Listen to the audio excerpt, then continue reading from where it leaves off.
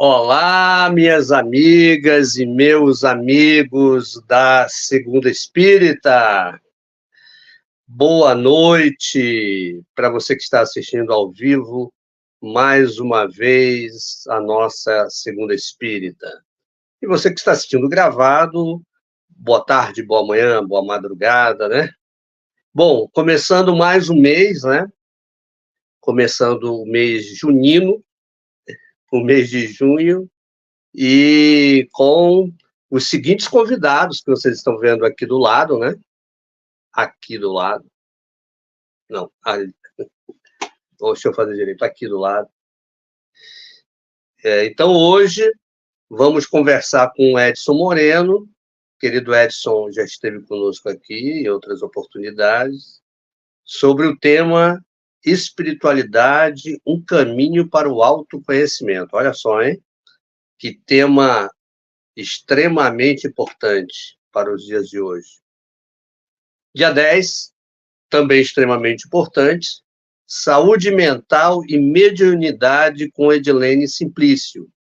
E dia 17, a gente vai conversar com Maiara Paz, diretamente de Brasília, e ela conhece bastante esse tema, ó, cinema e espiritismo. Então, a gente não vai ter no dia 24, porque dia 24 é São João, vai ter muita gente viajando, muita gente na festa junina, né? Então, a gente não vai realizar, como é importante que seja ao vivo, né? Então, no dia 24 de junho, não teremos a Segunda Espírita, mas, em compensação, ó, 3 segundas espíritas inesquecíveis no mês de junho, né? Eu vejo o pessoal que já chegou aqui.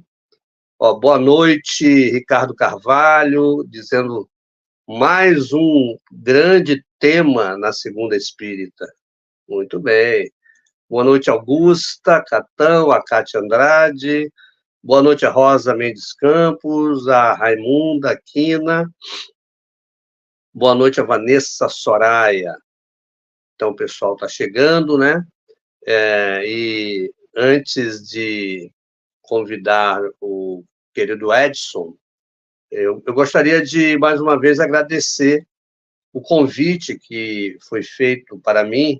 Eu estive com muita satisfação na Semana Espírita de Euclides da Cunha, organizada pelo pessoal lá do Mensageiros da Luz, lá de Euclides da Cunha. Na verdade, a Semana Espírita da cidade, né, de Euclides da Cunha, e o evento foi organizado lá pelos trabalhadores do Mensageiros da Luz. Um beijo no coração para todo o pessoal daquela região, né? Ok, pessoal? Então, antes de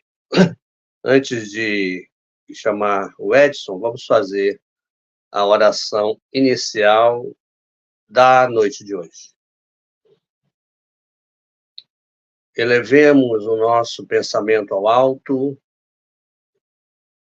mais uma vez entrando em contato com a boa espiritualidade.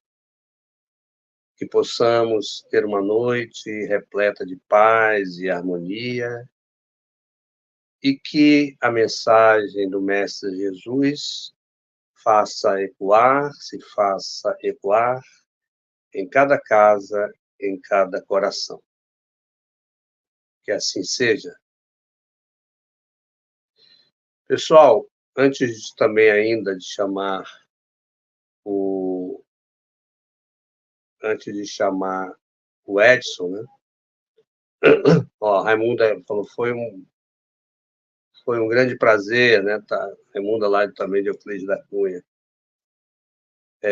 Avisar, né? Eu sempre gosto de avisar o pessoal que a Segunda Espírita é um programa feito por todos nós. Então, é importante vocês deixarem o comentário, né? As perguntas, para que, enfim, primeiro que você coloque seu pensamento, né, em relação ao assunto, e se tiver alguma dúvida também, o convidado da noite possa esclarecer, né? Então, deixe seu comentário, sua pergunta, né? Se você não está vendo ao vivo, você pode deixar também, que vai ser respondido depois, né?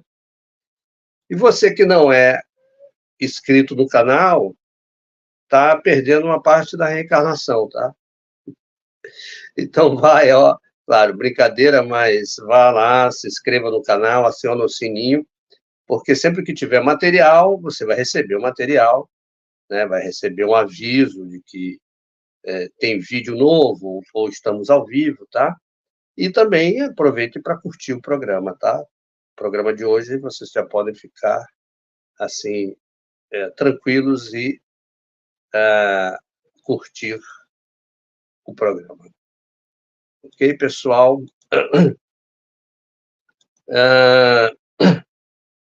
Vanessa também coloca aqui sobre o evento lá de Euclides da Cunha, né?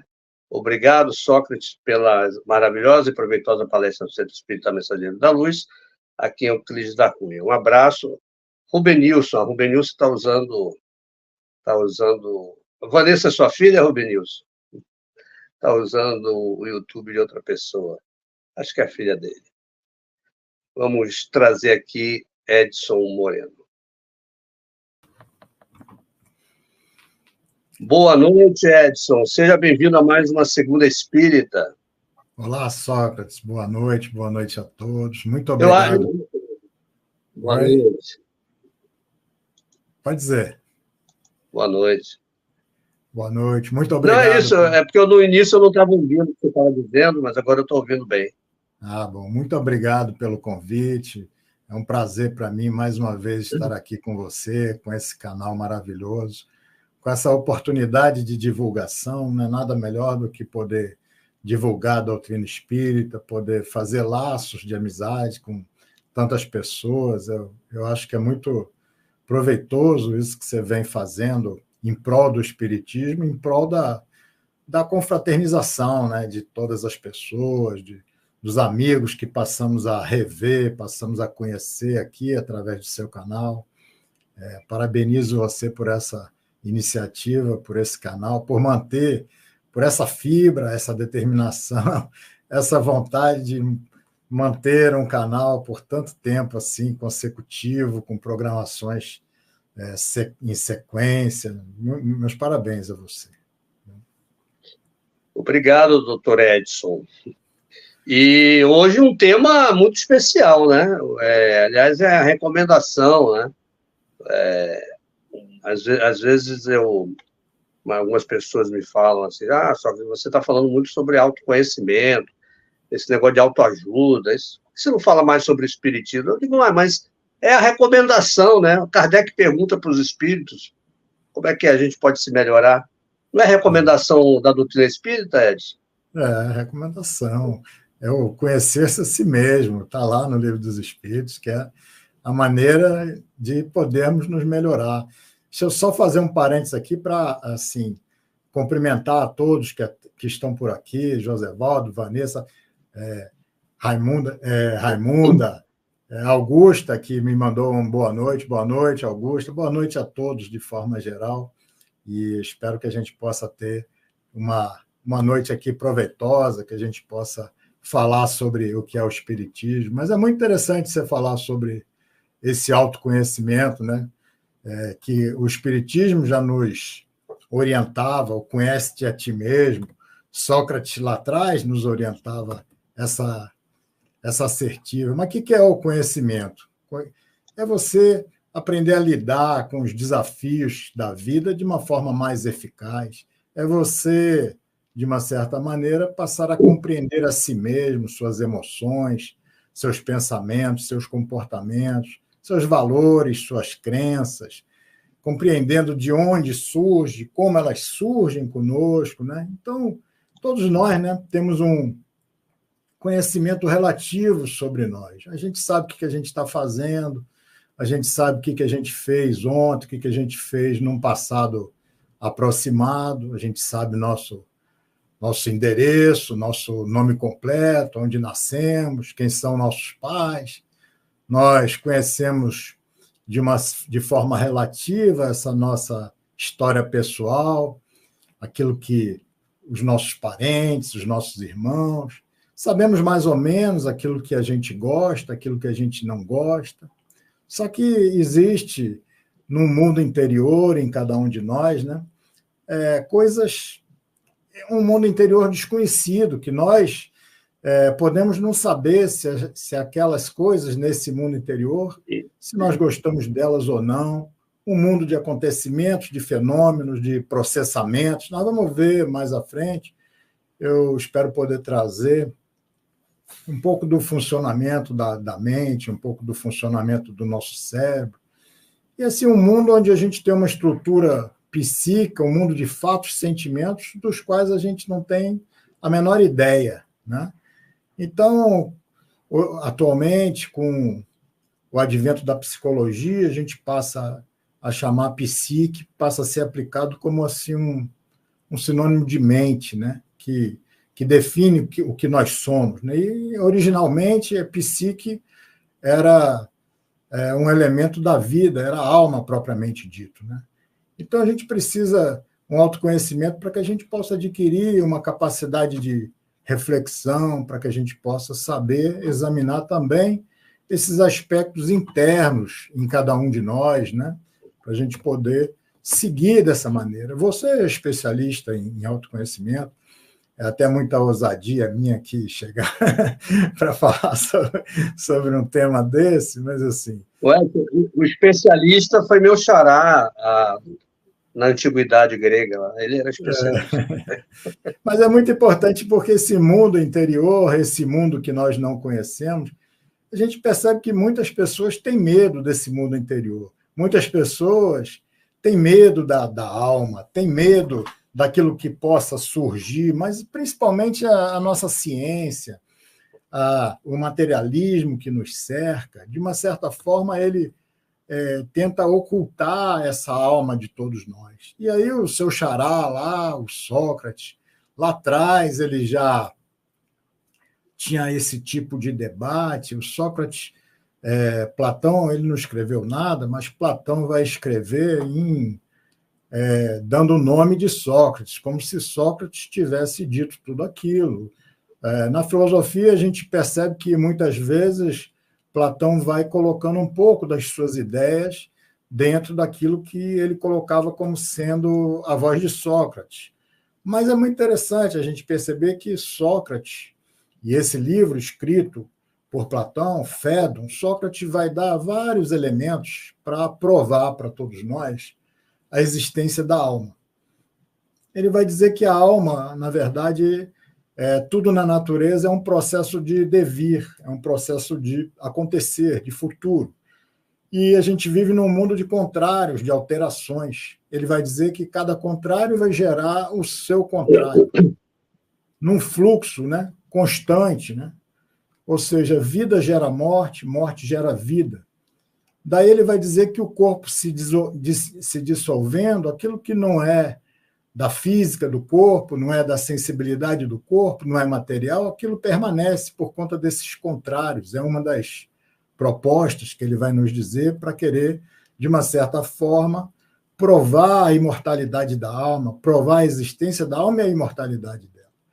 A outra ideia que ele coloca é de que a anamnese, né, é que há conhecimentos em nós, e aí que a gente estava falando, há conhecimentos em nós que se produzem sem o contato com a experiência aqui material, sem o contato com a experiência sensível. Então, se há esses conhecimentos, eles devem vir de algum lugar, devem vir de uma anterioridade, né, devem vir de nossa alma, que é pré-existente. Ele vai dar um outro argumento, onde ele vai dizer que a alma, sendo composta, aí esse argumento é muito interessante, porque ele diz para nós que a alma, sendo composta, ela não pode se dissolver, ou seja, ela não é um elemento composto. Isso é muito interessante porque todos esses argumentos a gente vai encontrar muitos paralelos no Espiritismo, como o nosso espírito, que foi criado simples e ignorante, simples, dentro dessa mesma ideia de Sócrates, de que não é algo composto, é algo simples, um elemento simples, né?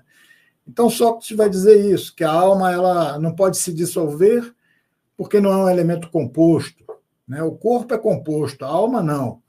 Então, ela sendo simples, ela é imutável, ela é uma forma eterna. E aí, aqueles interlocutores de Sócrates, na época, vão dizer para ele, mas Sócrates, seu argumento não é convincente, porque você dizendo que a alma passa de corpo em corpo, ao longo do tempo, assim como um tecido, uma roupa que se usa muitas vezes, ao longo do corpo, essa alma ela vai se desgastar. E aí Sócrates vai se chatear ali e vai falar, não, então, já que eu estou lhes dando esses argumentos, eu vou lhe dar um argumento que não é um argumento puramente intelectual para a imortalidade da alma. A alma é imortal porque o conceito de alma é princípio de vida. E tudo que é princípio de vida exclui necessariamente a morte, porque a alma, a psique, em grego, e o entendimento dos gregos naquela época, é que a alma quer dizer princípio de vida. Então, nós temos assim muita dificuldade de... Hoje a gente vê ao nosso lado, na sociedade, eu tenho amigos que eu convido às vezes para ver uma palestra, vamos ver uma palestra espírita, vamos ver alguma coisa nesse sentido. Não quero perder tempo com essas coisas, que são coisas que, de uma certa maneira, não interessa ao vulgo, né? Não interessa de uma forma geral, porque nós estamos preocupados com... nós não, mas as pessoas, de forma geral, estão preocupadas com as suas agendas no campo da materialidade, no campo da vida física, né? Então, isso é muito interessante. Se eu puder continuar por aqui, se me permitir, eu vou de Sócrates, eu vou pular para Aristóteles. Então, a gente pulando para Aristóteles, e na filosofia é muito interessante, porque normalmente o discípulo ele contraria o mestre, ele vai redizer ou vai dizer de forma diferente, ou vai contrariar aqueles princípios que o mestre lhe ensinou. Mas, assim, Aristóteles, discípulo de Platão, ele, de uma certa forma, ele contraria, porque Platão cria aquele mundo das ideias, aquele mundo, essa dualidade que nós vivemos, que é o mundo físico e é o mundo espiritual, é o mundo das coisas sensíveis e o mundo das ideias, segundo Platão. Todos nós, de uma certa maneira, nós somos platonistas. Na Idade Média, se dividir as pessoas, elas tinham que se definir se elas eram platonistas ou aristotélicas, porque Aristóteles vai dizer de forma diferente, ele vai dizer que assim, as ideias e o conhecimento das coisas não está lá no mundo das ideias. Aristóteles vai dizer que o mundo sensível, esse mundo físico, é capaz de gerar conhecimento, que a essência das coisas elas estão aqui nas próprias coisas, estão aqui na sensibilidade, na razão. Então, ele vai afirmar uma descrição de realidade totalmente diferente, mas totalmente diferente de Platão, que entendia que havia esse mundo das ideias, de onde a gente absorvia o conhecimento e de onde as ideias chegavam até nós. Ele vai dar uma descrição da realidade, mas ele vai reafirmar alguma coisa da alma, alguma coisa dessas realidades inteligíveis e incorpóreas, porque ele vai dizer para nós que existe uma alma vegetativa, que é aquela dos vegetais, né?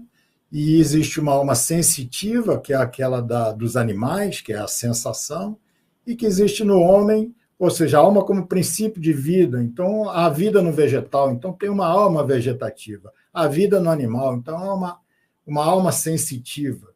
E a vida no homem uma alma racional, que vai incluir aquela alma vegetativa e aquela alma sensitiva.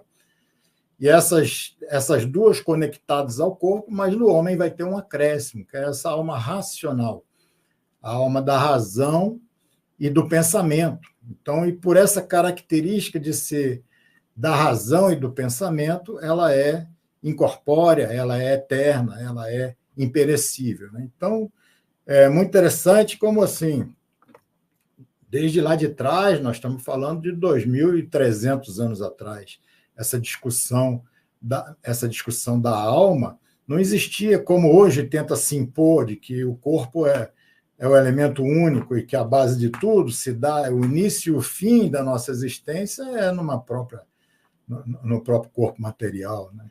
Então, mas estou fugindo do assunto, né, do autoconhecimento, da espiritualidade, mas é para a gente poder, de uma certa maneira, a gente fundamentar a espiritualidade. A gente precisa fundamentar essa espiritualidade, porque Kardec vai dizer sobre a espiritualidade exatamente isso, que existem, que espiritualismo é oposto do materialismo. Quem quer que acredite haver uma coisa mais acima da matéria é espiritualista, mas aí ele vai dizer que existem 3 condições. Para o materialismo, a alma é só o princípio da vida orgânica, não tem uma existência própria e ela se aniquila quando a vida também termina. A alma ela é só um efeito do próprio corpo e ela não é causa de nada. Isso é o materialista que pensa, e esse pensamento materialista, hoje ele é bem forte na nossa sociedade. Vai dizer que há uma outra ideia que outros entendem que há só uma alma no universo, uma alma de Deus, que distribui centelhas pelos diversos seres inteligentes durante a vida desses. Que quando essa vida termina, essas centelhas retornam ali à fonte comum quando esses seres morrem. Mas é quase que a mesma coisa que o materialismo, porque esses seres, essa centelha que retorna a essa única alma que existe, eles vão estar destituídos de individualidade, vão estar sem consciência de quem são, de si mesmos.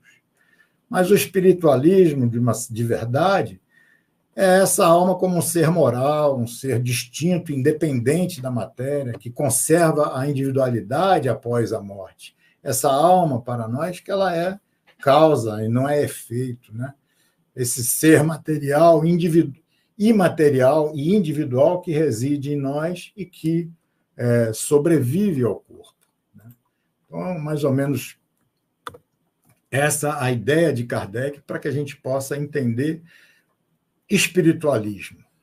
Então, se você quiser dar uma parte, falar alguma coisa, senão eu vou dar sequência para a espiritualidade. Não, tá me ouvindo? Estou ouvindo. Tá ótimo, Edson.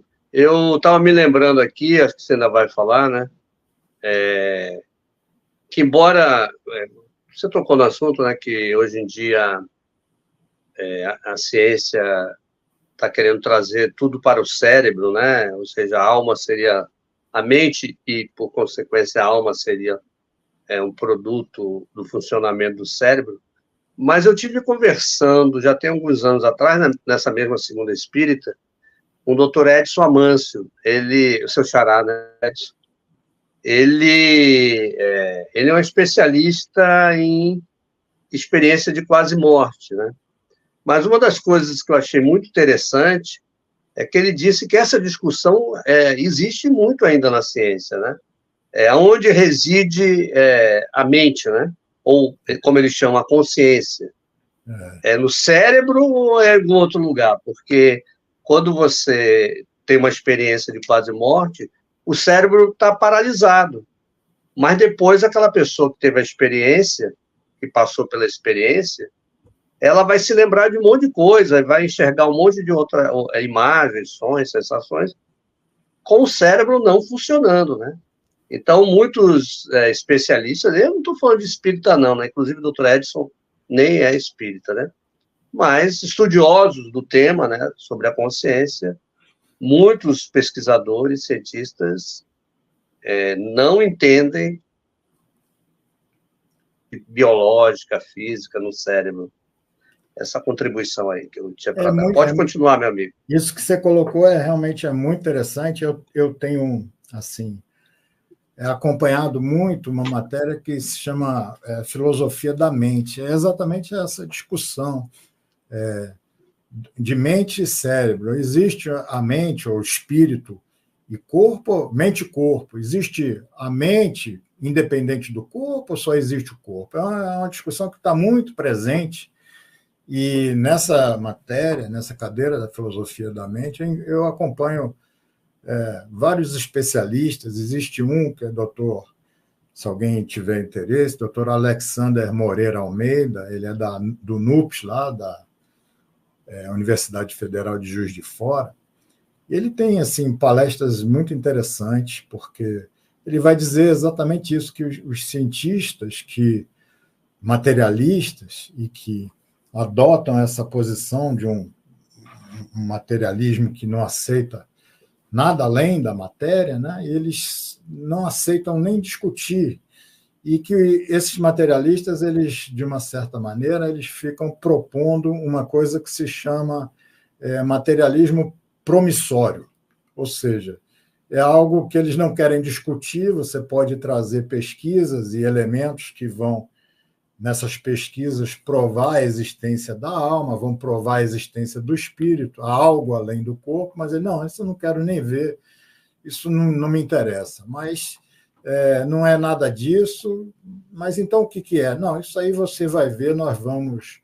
É o materialismo promissório, ele promete. Isso mais para frente vai ser provado que não tem nada, vai ser provado mais para frente de que tudo é fruto do cérebro. Então a gente vai, de uma certa maneira, percebendo que, assim, do mesmo jeito que existe a crença religiosa, porque esse materialismo promissório ele já persiste conosco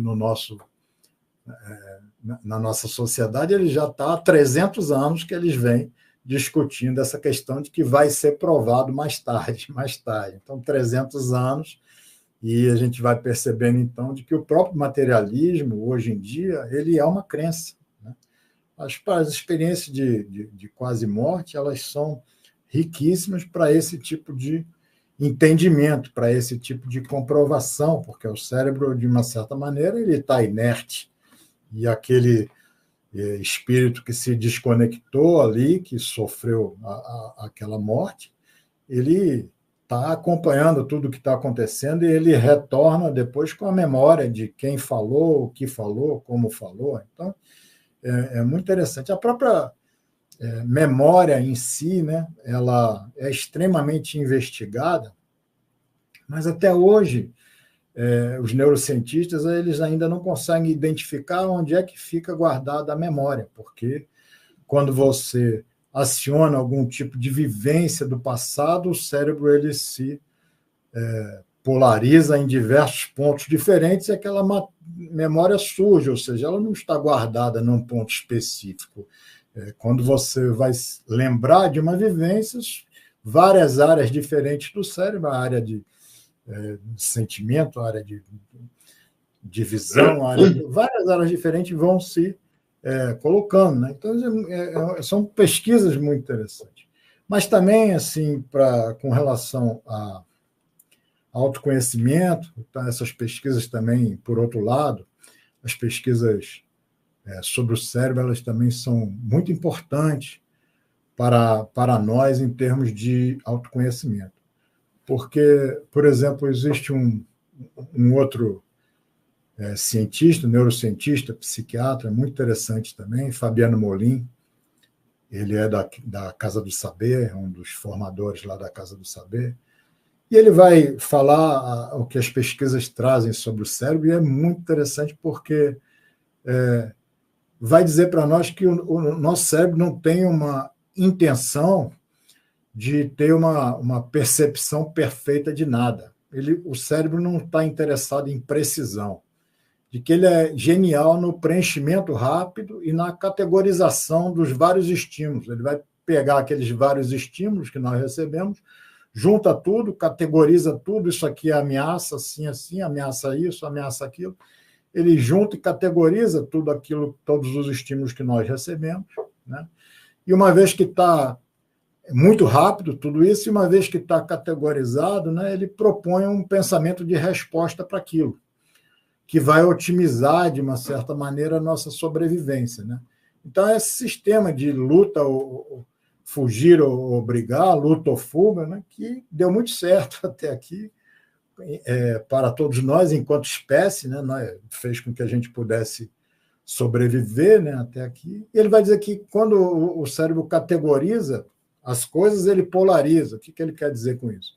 Ele quer dizer que quando o cérebro junta todos esses estímulos, ele categoriza isso como algum tipo de ameaça, como algum tipo de situação, ele já produz uma resposta àquela situação, restringindo comandos ou atitudes, restringindo pensamentos ou mudanças fisiológicas em nós, para se readequar o nosso corpo, o nosso organismo, a essa polaridade que ele percebeu de todos aqueles estímulos. Né? Então, é tão interessante porque o cérebro já dá conta de tantos processos de controle no corpo da gente, digestão, controla a temperatura, controla o sódio, controla o sal, controla a nossa hidratação. E é interessante que ele controla a nossa hidratação e ainda, de uma certa maneira, arranja uma maneira de fazer com que a nossa mente, a nossa consciência, entenda que está faltando água, aí a gente tem sede. A gente tem sede porque ele, quando percebe a hidratação que não está adequada, ele tem, de alguma maneira, ele faz com que a gente possa sinalizar. Mas o que é interessante é que só pela visão, só pela nossa retina, a gente, quando está olhando uma determinada situação, a gente leva para a nossa inconsciência, para o nosso cérebro, leva 9 milhões de bits de informação por segundo, que está sendo absorvido pela nossa retina através da visão de um ambiente que a gente está tendo, de uma situação. 9 milhões de bits por segundo está sendo levado para a nossa inconsciência para que, junto com outros estímulos, o cérebro, então, possa categorizar e formar uma resposta àquilo. Né? E o que aí ele vai nos dizer que, assim, é provado que a nossa consciência não consegue lidar com mais de 50 bits por segundo. Então, a inconsciência, só pela visão, leva 9 milhões de bits por segundo de informação e traz uma resposta. E a nossa consciência não consegue lidar com mais de 50 bits por segundo. Ou seja, se a gente não souber parar, se a gente não souber sair desse sistema de luta e fuga, se a gente estiver sempre num sistema de alto estresse que a gente vive, a gente vai estar sempre sem tempo para permitir uma reflexão, porque a reflexão consciente depende desses 50 bits por segundo, depende de tempo, depende de nós podermos formular uma resposta a essa situação que seja melhor. Se a gente não tiver esse tempo, não tiver essa nossa consciência para formular essa resposta que seja melhor, a gente vai ficar sempre no piloto automático, no sistema de luta e fuga e sendo, de uma certa maneira, dominado pelo instinto. Né? Então, é muito interessante a gente perceber que a importância da gente sairmos desse processo de estresse, desse automatismo, e a gente ter um tempo para que a gente possa refletir, para que a gente possa, de uma certa maneira, permitir que a gente esteja consciente dos processos e das atitudes que a gente vai adotar, né, frente à vida. Né? Posso seguir? Vou seguir, viu?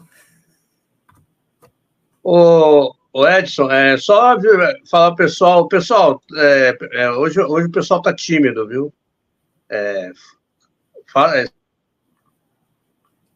Não, o especialista aí, Edson Moreno aí. Ó.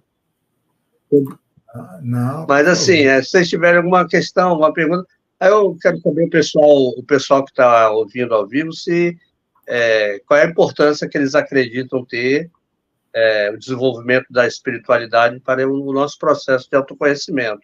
Então, o pessoal que está assistindo aí, ao vivo ou gravado, pode deixar seu comentário aí. Exato. E é interessante você puxar essa pergunta, né? Porque o que é espiritualidade, né? Que é espiritualidade? Qual a importância dessa espiritualidade, né? O que nós entendemos? Existem diferentes percepções, né, para a espiritualidade. Claro que espiritualidade não é religião. Religião é aquele conjunto de elementos, de sacramentos, de liturgia de uma determinada doutrina. Isso, uma hierarquia sacerdotal, símbolos e cultos. Isso não é espiritualidade. A espiritualidade está mais conectada com a questão da religiosidade, né? A religiosidade natural que nos caracteriza, né? Esse anseio interno para conexão com Deus, um sentimento inato de conexão com algo maior, né? A intuição de algo superior, né? Que essa religiosidade natural, essa espiritualidade vai dar origem às religiões, mas não é propriamente a religião, a espiritualidade.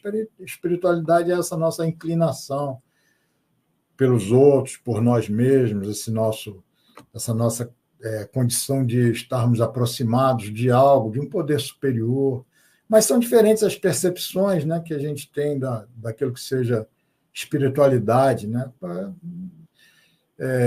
Essa variação é muito grande. A gente pode entender como espiritualidade aquela pessoa que tem uma sensibilidade afetiva, que tem a capacidade de acolhimento, de compreensão das pessoas, que tem a compaixão, desejo de ajudar o próximo, que tem a bondade, desprendimento, dedicação a algum tipo de causa que seja de bem, de exercício do bem ao próximo, né? Espiritualidade como assim pode ser entendida como essa conexão de um sentimento, de um sentido superior à vida, numa busca a Deus mais consciente de que eu busco a Deus, mas assim eu também sou parte de um universo, também sou um agente realizador, consciente dessa vida, não apenas aqui no corpo, né? Então, são várias as maneiras da gente enxergar a espiritualidade, né?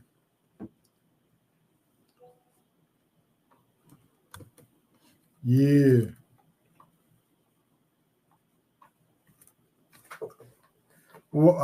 em cima dessa espiritualidade que a gente possa ter, a gente vai desenvolver o nosso autoconhecimento conectado a essa espiritualidade. E isso é muito interessante, porque a espiritualidade, de uma certa maneira, ela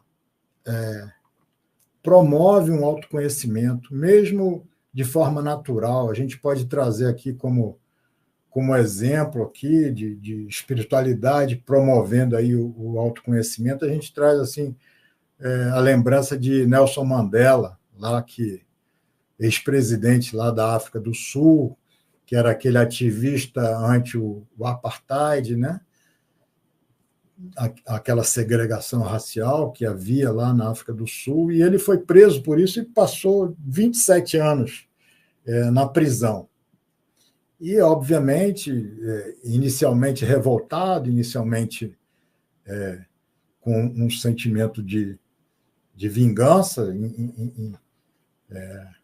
direcionado contra aqueles que o prenderam, mas ele vai se dedicar a um trabalho de reflexão, de introspecção, ele vai desenvolver ali essa espiritualidade em si mesmo, e ele vai se aprofundar nessa espiritualidade de tal forma que ela vai produzir para ele um autoconhecimento, uma compreensão profunda dele, das motivações dele e daquilo que ele queria, daquilo que ele devia fazer. Então, esse autoconhecimento vai permitir que ele saia da prisão lá com propostas totalmente distintas, com propostas de reconciliação, de paz.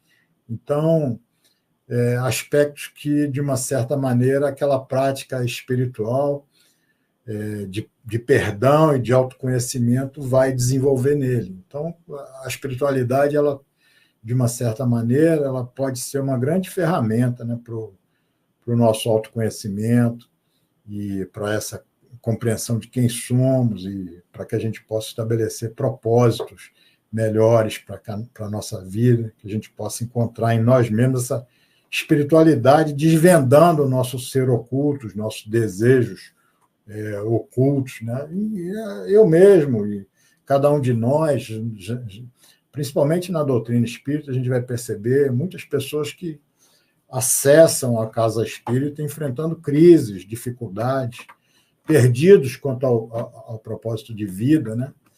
E aí começa a frequentar uma casa espírita e buscando essas terapias espirituais, buscando a prática espiritual, buscando a leitura das obras espíritas e vai descobrindo uma nova maneira de ser, uma nova maneira de compreender a si mesmo, né? Então, isso é muito interessante, porque a gente vai percebendo que a espiritualidade ela é um fator interessante para a nossa existência. E esse acesso ao mundo é tão interessante que assim o acesso ao mundo espiritual a gente percebe que nós temos e nós nem muitas vezes não damos tanto valor, né, a esse acesso ao mundo espiritual que nos é ofertado, essa possibilidade de ouvirmos mensagens mediúnicas, mentores que dão mensagens gerais de grande valor, de muito ensinamento para todos nós. A gente vai perceber que na ciência muitas pessoas vêm desenvolvendo, a gente tem cientistas, por exemplo, um que vai, Stanislav Grof, que vai desenvolver terapias e processos de cura de seus pacientes psiquiátricos com utilização de variantes de drogas psicodélicas, utilização de LSD em sistema controlado, fazendo com que eles possam, esses pacientes graves psiquiátricos, eles possam, a partir da utilização em ambiente controlado daquela droga, do LSD, que eles possam entrar num estado incomum de consciência e ter uma compreensão maior da sua antropologia, uma compreensão maior do mundo espiritual que o cerca, e inclusive curar as pessoas. E nós temos tudo isso sem essa necessidade. O próprio um outro médico que eu admiro muito, não sei se é conhecido de vocês, é um médico canadense, Gabor Maté. Ele tem um trabalho muito interessante de autoconhecimento, um trabalho de despertar de consciência. Ele vem desenvolvendo esse trabalho há muitos anos. E ele fez alguns trabalhos muito interessantes. Ele vai, por exemplo, dizer que muitos dos traumas que as pessoas sofrem são adaptações forçadas àquele estresse que a criança sofreu. Ele vai dizer que a doença, de uma certa maneira, ela não é uma entidade fixa, é um processo, né, ligado ao nosso modo de viver, porque a gente tem... nós somos seres biopsicossociais, biológicos, psicológicos e sociais. E que esses 3 componentes do estresse afetam muito a nossa resposta. Um desses componentes é o estresse externo. Alguém faz alguma coisa que nos estressa, grita conosco, nos ameaça. Isso nos estressa. É o estressor externo. A outra é um estressor interno. É como eu respondo a isso de maneira fisiológica. E o terceiro e mais importante dos componentes do estresse é o isolamento, né? Então, não existe uma doença sendo, de uma certa maneira, isolada. Nem sempre é um fator isolado, é sempre o estresse mais o isolamento que vai produzir a doença. E é muito interessante, ele vai fazer pesquisas na Austrália, lá, um estudo com 500 mulheres e com nódulos nos seios, vão fazer biópsias nesses nódulos nos seios, no momento que houve essa possibilidade de fazer em todas as 500 mulheres de vez, aproveitaram para fazer um estudo para ver antes se aqueles nódulos nos seios eram malignos ou não. E antes dos resultados foram fazer um questionamento, um questionário psicológico, para ver se elas tinham essa condição de estresse e de isolamento, né? Então, você percebe que vai dizer que se ela tivesse emocionalmente isolada, mas não estava estressada, né? Então a chance de ser cancerígeno, aquele nódulo, não aumentava. Se ela tivesse estressada, mas ela não tivesse isolada, tivesse alguém com quem conversar, com quem se apoiar, a chance daquele nódulo C cancerígeno também não aumentava. Mas se ela tivesse estressada e, ao mesmo tempo, isolada emocionalmente, a chance daquele nódulo C cancerígeno aumentava em 9 vezes maior que a média. Então, é aí que a gente fala a questão do estresse, do isolamento emocional. Isolamento emocional como sendo a espiritualidade. O estresse como sendo esse sistema de luta e fuga ativo o tempo todo em cada um de nós. Então, são elementos que são fundamentais para que a gente possa poder controlar, poder aliar uma coisa com a outra, né? De uma certa maneira. Fred, Oi. Temos uma pergunta e um comentário aqui. A Vanessa, é o casal, tá? A Vanessa e o Rubenilson, lá de Euclides da Cunha, tá pedindo aí, gostaria de ouvir seu ponto de vista a respeito da lei de causa e efeito, obviamente ligado ao tema de autoconhecimento, né? Porque é uma muito boa pergunta essa lei de causa e efeito, porque a gente pode perceber que a nossa existência ela é uma bênção para todos nós, né? Ela proporciona para nós o desenvolvimento que a gente precisa, a evolução, mas a lei de causa e efeito, é claro que ela está presente. Então, a gente não pode negar que, por conta da lei de causa e efeito, nós somos uma herança daquilo que nós já fizemos lá no passado. Por conta da lei de causa e efeito, a gente renasce aqui numa nova jornada, mas como sendo uma oportunidade especial para que a gente possa se libertar dessa sombra que a gente traz, que, de uma certa maneira, essa sombra psicológica, que se coloca como sendo uma sombra, os aspectos negativos dentro de nós, ela decorre, de algum modo, dessas nossas experiências fracassadas lá de outras existências. Então, são feridas na alma que vão requerer de todos nós tempo, a cura do tempo, né? E provações e experiências redentoras para que a gente possa diluir, e nessa diluição a gente poder fazer uma união ali da sombra com o self, né? E produzindo nessa união, diluindo a nossa sombra, unindo ao nosso self, produzindo então uma harmonia psicológica em cada um de nós. O processo evolutivo, né? É esse, de novas conquistas nós temos aqui na nossa existência, não só viver os efeitos das causas que nós fizemos, mas produzir novas causas. Então, o processo evolutivo ele é de novas conquistas e a reparação das ações do passado, das causas do passado, mas com novas conquistas, produzindo novas causas agora melhores pela consciência que nós já temos e adquirindo experiências para que a gente possa seguir de uma maneira mais ampliada. Gostei muito da pergunta também que eu acompanhei aqui no chat de Beth Brandão. Boa noite, Beth. Um prazer.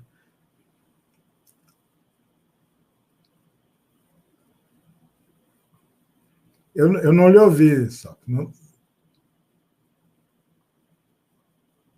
Opa, agora está liberado meu áudio. Considerando que somos espíritos imortais através do autoconhecimento e autotransformação, chegaremos à autoiluminação ainda encarnados, acelerando assim o nosso próprio processo evolutivo. Achei muito interessante porque, de uma certa maneira, Beth está trazendo uma estrutura que é uma estrutura que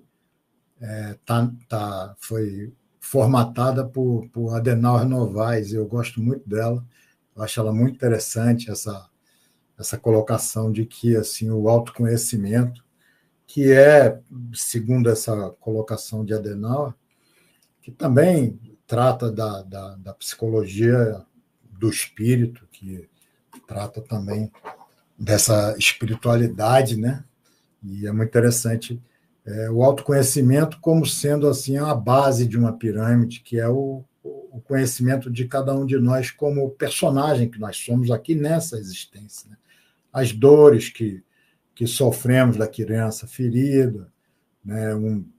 E assim aquilo que se encontra nas nossas camadas subliminares conscientes, aqui conscientes, mas que estão além das nossas ilusões. Aquilo que está consciente, mas que nós não lembramos, nós podemos acessar para fazer um conhecimento do que nós somos.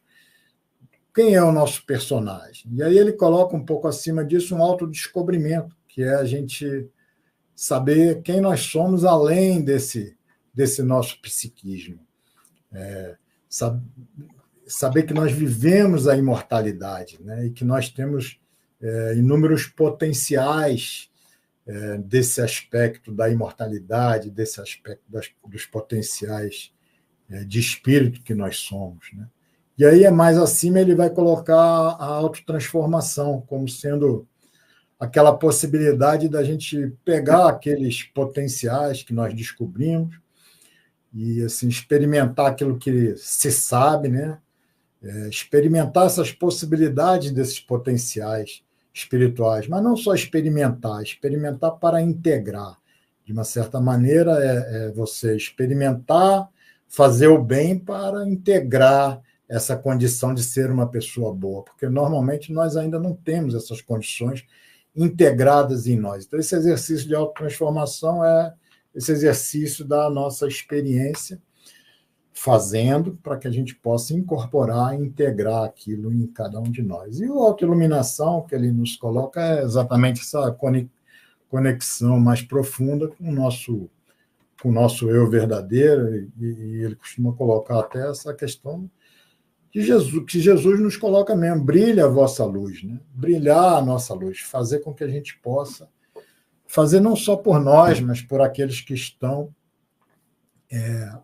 próximos de nós ou que estão mais distantes de nós, mas que a gente possa ser uma luz a brilhar, alguém a fazer alguma coisa, possa ser uma segunda espírita que vai disseminando luzes aí pelo nosso orbe aí todas as segundas-feiras, que a gente possa fazer brilhar a nossa luz. Então, é interessante também perceber que, assim, dentro dessa visão, nós somos assim um projeto, né? Nós somos ainda um projeto. Porque, assim, eu estou aqui falando para vocês, mas, assim, claro que eu gostaria de ter mais capacidade, de ter maior conhecimento e mais capacidade para poder trazer uma mensagem melhor, mas você já se aceitar, né? A aceitação daquilo que nós somos e a aceitação de que queremos mais, nós buscamos mais. Então, é interessante a gente saber assumir aquilo que nós já temos com alegria, com felicidade, mas sempre com uma proposta de querer mais, buscar mais, que nós sabemos que nós podemos mais. Podemos ao infinito. Né? O Edson,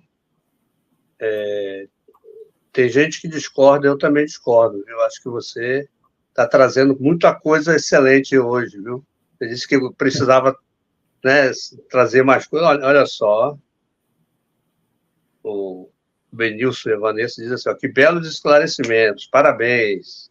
Muito obrigado, muito obrigado. E o Rafael também diz aqui que ele passou, foi por algo que você até contou mais recentemente, passei por isso, a espiritualidade me acalmou, o passe e autopasse é muito terapêutico, né? Então, os processos de terapia dentro do centro espírita, né?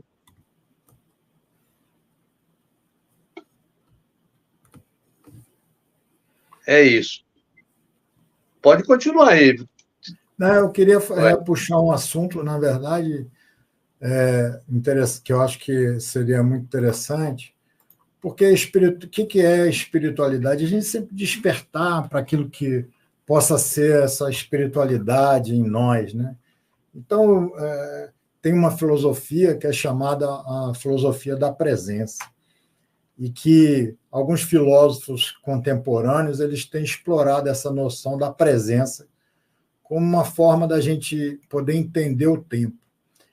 Porque, em vez da gente se concentrar no passado, presente e futuro, essa filosofia da presença ela vai enfatizar para nós que a única coisa que existe é o momento presente. O momento presente ele é a única realidade concreta que nós temos. O passado e o futuro são construções mentais. O passado, se eu me lembrar do dia de meu casamento e minha esposa se lembrar do dia do meu casamento, serão 2 dias diferentes, porque o passado ele é uma construção mental, a minha construção mental é diferente da dela. E o futuro, muito mais uma construção mental, porque nós não temos nenhuma base ainda firme para fazer essa nossa construção. Então, o que a gente tem de verdade na nossa existência? O que pode representar para nós uma espiritualidade? É o momento presente. Esse momento presente em que muitas vezes a gente está em casa, na sala, com os netos ao nosso lado, e a gente não valoriza esse momento presente. A gente deixa os netos lá e ficamos olhando o nosso celular. O celular é um instrumento de realmente de materialista, porque ele nos tira da espiritualidade, ele nos exclui dos momentos presentes. Então, a gente vai perceber que as crianças pequenas elas já têm uma fixação no celular. Se eu saio de um lugar, da sala para a cozinha na minha casa, a minha netinha de 2 anos já pega meu celular e sai correndo atrás de mim, como se eu tivesse esquecido algo que fosse fundamental para mim. Então, o que a gente tem? A gente só tem esse momento presente, é tudo que importa. Esse momento presente é que justifica essa nossa espiritualidade. É o que vai ficar desse minuto que eu tive com você? O que vai ficar dessa hora que eu tive com alguém que eu gosto? Às vezes alguém me convida, um amigo me convidou para tomar um café, depois de alguns anos que a gente não se via, sentamos numa lanchonete para tomar um café, numa cafeteria, e nós sentamos, pedimos 2 cafés, e ele pegou o celular e ficou olhando o celular. Qual a mensagem que sobra para mim? A mensagem é que não tenho saudade de você, não quero saber de sua vida, você não me interessa. O que me interessa é o meu celular. O que me interessa são as pessoas que estão aqui do outro lado do meu celular. Então, nada aqui com você me interessa. Então, assim, isso você percebe que não há espiritualidade na hora que você pega o celular, que você está com alguém, que você deixa de ouvir, deixa de conversar, deixa de estar presente, você realmente não tem espiritualidade, você não se conhece nem... Porque o conhecimento do outro também é o conhecimento de nós mesmos, porque o outro ele é espelho para nós, né? Nós nos identificamos sempre muito no outro, né, também.